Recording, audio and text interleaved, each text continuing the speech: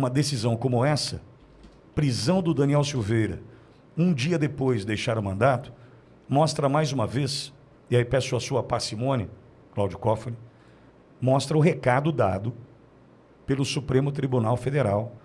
Quem é que manda no Brasil, hein, Cláudio? Exatamente o... Pode entrar já na questão da eleição?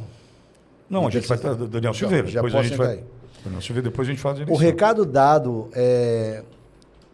eu sempre comento o seguinte, lá atrás, muito tempo atrás, aqui na Jovem Pan News, quando a gente começou a trabalhar junto, e haviam questões de discussões políticas locais, e às vezes estaduais ou federais, eu sempre destacava para Alexandre Pitoli, já que eu sou advogado há 25, 30 anos, que o tempo do processo judicial, o tempo da investigação, não são o mesmo tempo rápido e ansioso da sociedade e da imprensa.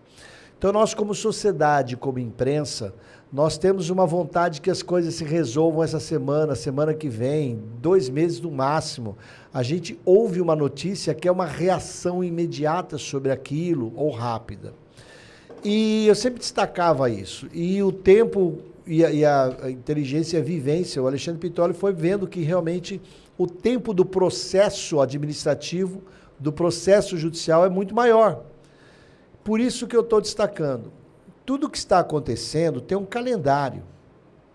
Nós, cidadãos, e a nós da notícia, a gente fica comentando o momento presente, a notícia presente, antecipando alguns eventos futuros.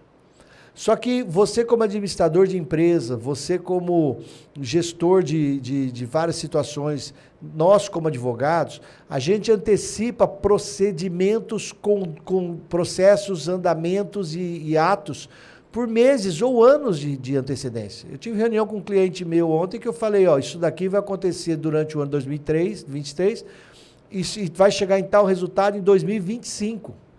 Então, esse calendário em que a gente planeja com antecedência, porque o tempo do processo é diferente, é para quem está acostumado.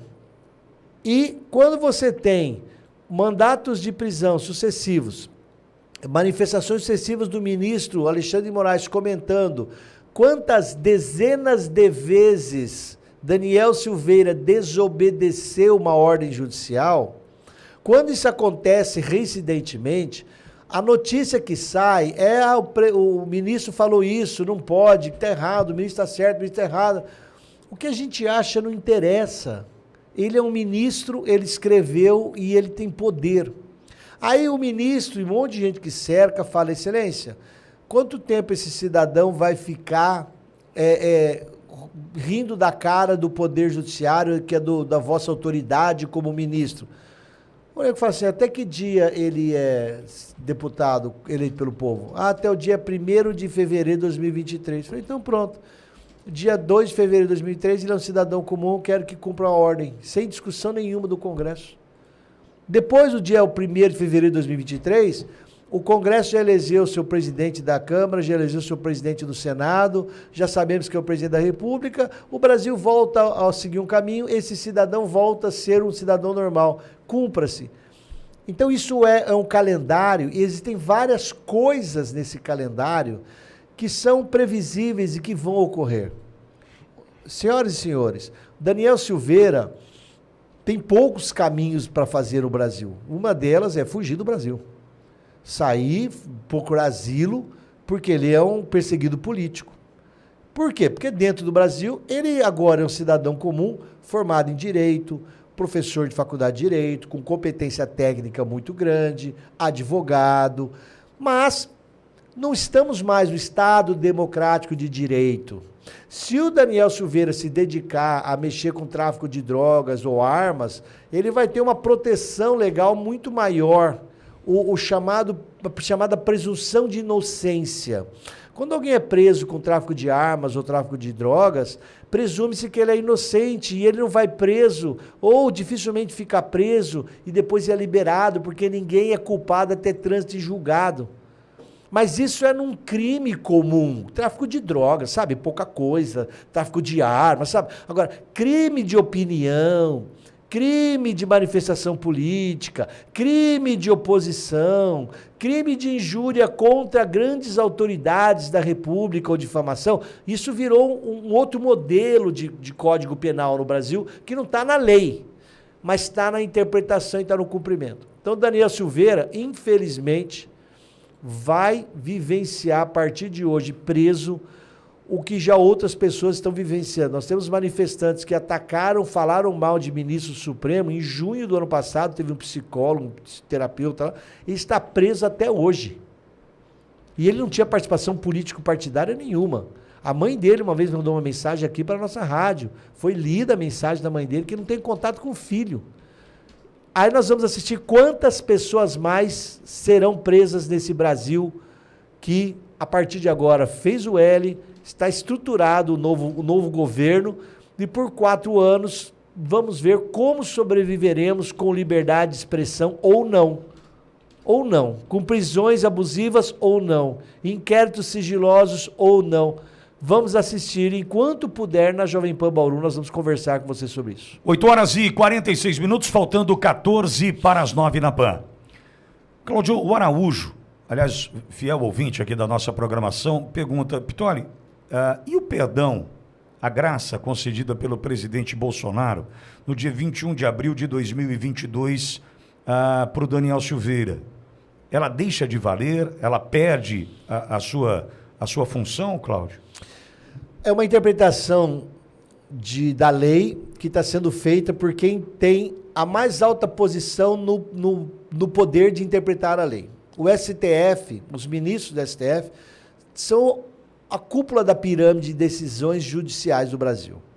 E como houve a graça foi respeitada. Mas ela não foi discutida em plenário. Então, foi respeitada. O ministro do STF fala assim, mas ele tem que pagar multa ainda, e a multa já passou de 1 milhão, porque o que nós determinamos em relação a obedecer, ele está descumprindo, e a graça não afeta isso daí. Então, eles continuaram aumentando a multa pecuniária do Daniel Silveira, continuaram estabelecendo o uso da tornozeleira, porque ele tinha que obedecer o ministro, e ele não tinha obedecido a ordem judicial do ministro.